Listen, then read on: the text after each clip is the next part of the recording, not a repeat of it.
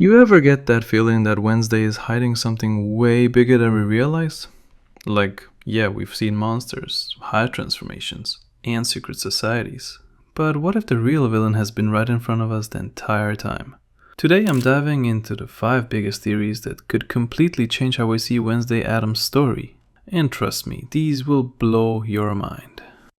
Remember that final scene at Willow Hill? Wednesday and Fester stumble across this mysterious angel locked away.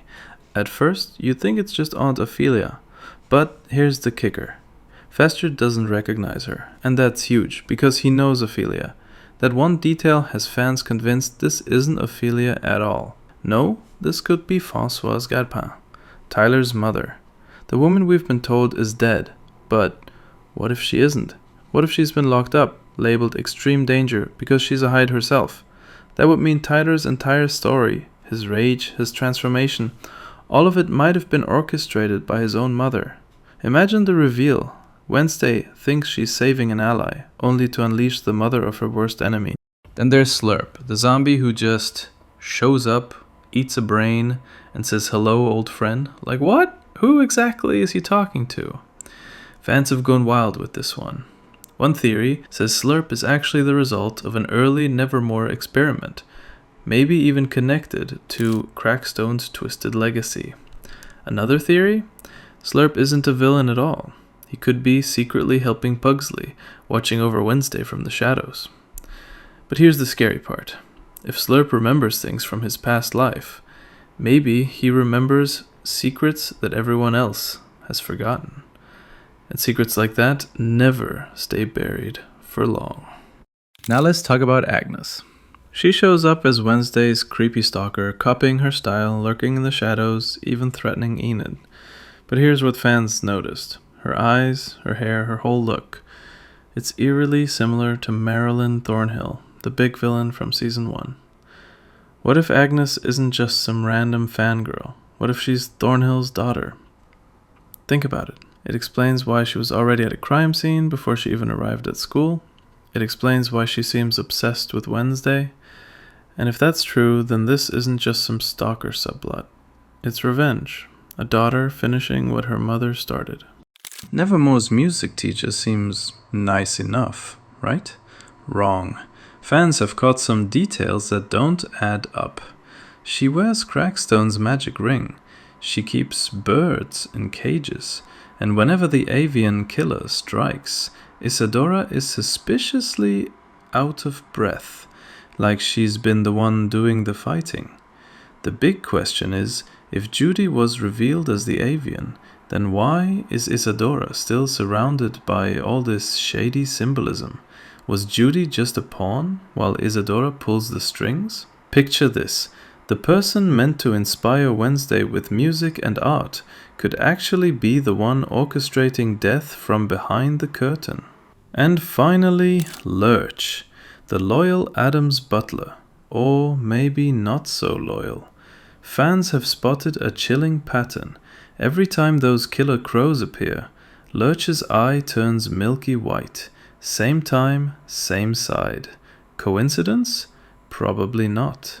Some say Lurch is being controlled, like a puppet, forced to carry out murders without even knowing it. Others go darker. What if the Lurch we see isn't the real one at all?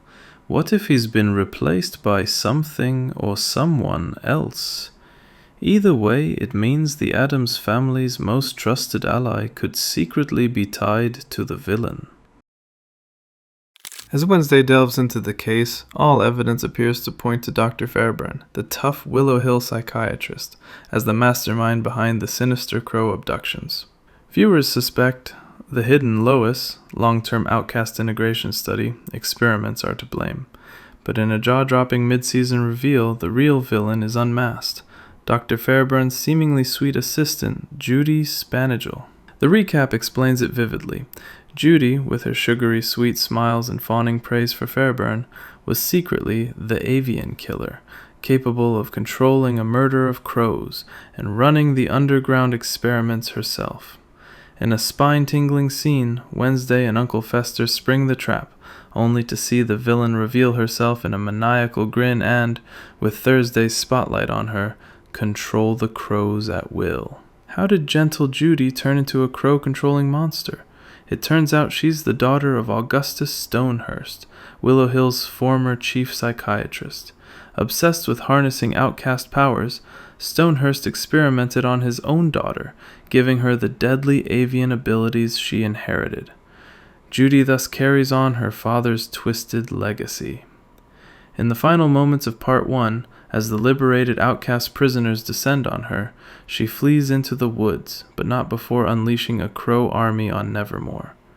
The chaos frees one more foe, Tyler Galpin, the Hyde from Season 1, who bursts back into action in a furious attack on Wednesday. In short, Judi's reveal upends everything and sets the stage for an even wilder Part 2. Who is Judi Spanagel, and why did she cross the line? In an exclusive Netflix Tudum interview, Judi's actress Heather Matarazzo sheds light on her motivations. Judi wanted to believe she was helping outcasts and earning her father's love. Matarazzo explains that Judi volunteered for those gruesome experiments, hoping it would somehow win her approval.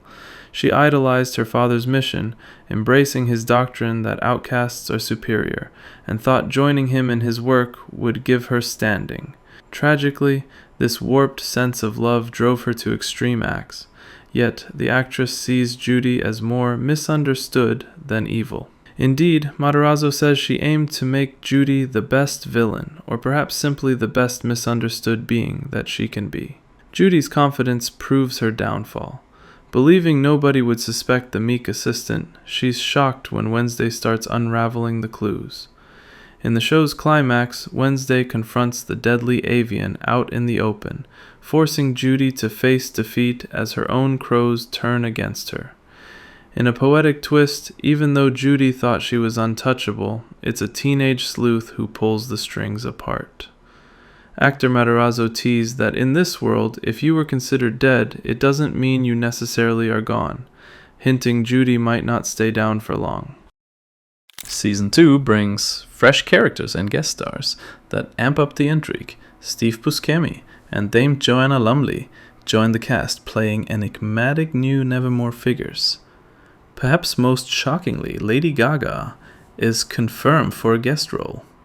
This electrifying casting has fans guessing. Gaga's presence suggests a grand musical masquerade is coming. Rumors have swirled that a Gothic Gala episode, foreshadowed in trailers and posters, will feature her music. Whatever her role, Gaga's involvement signals that Part 2 will crank up the spectacle and possibly reveal even more secrets behind the scenes. With Part 1 wrapping up Judi Spanagel's betrayal, the question looms, who is the ultimate mastermind? Aunt Ophelia now sits at the top of the suspect list.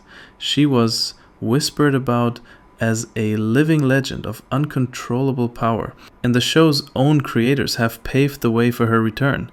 Could Ophelia still be orchestrating events from the shadows? One theory, perhaps Judi was a pawn in Ophelia's larger scheme, luring Wednesday into peril. Another angle? Maybe Lurch's odd behaviors are connected. Could he have ties to Ophelia or another hidden villain? And let's not forget the creepy one-eyed raven spirit. Is that ominous presence bound to Ophelia too? We haven't seen the last of these threads. Primetime's famous tagline rings true. Nothing is what it seems. Every clue, from Morticia's hushed warnings to our gothic cameos, hints at deeper mysteries. In the coming episodes, watch for black painted masks, whispered incantations, and anyone who vanishes too quickly. If Ophelia Frump finally appears, expect fireworks. She's been teased as Wednesday's equal but opposite, and her arrival could flip the entire story. Or maybe the show will spring an even bigger surprise. After all, the co-creators still have tricks up their sleeves. Aunt Ophelia Frump, Morticia's sister with secret abilities. Could she have orchestrated the Crow murders and turned father's experiments to wicked ends? Lurch the driver, officially devoted butler, but is the driver hiding a dark identity? Keep watching Every Hooded Figure and Basement. Frances O'Connor's patient, Is the rescued Willow Hill inmate actually Aunt Ophelia? The writers hint otherwise, but her presence can't be ignored. The Masquerade and Gaga, the upcoming gala with Lady Gaga, may be more than it seems. Expect major reveals in costume. Season 2 is a roller coaster of sleuthing, dark humor, and supernatural shocks. We've peeled back the mask on Judi Spanigal, but the deeper mystery of who really pulled the strings remains. With Judi out of the picture, the clues all point to the stuff of legend, Aunt Ophelia and even the silent witnesses like Lurch.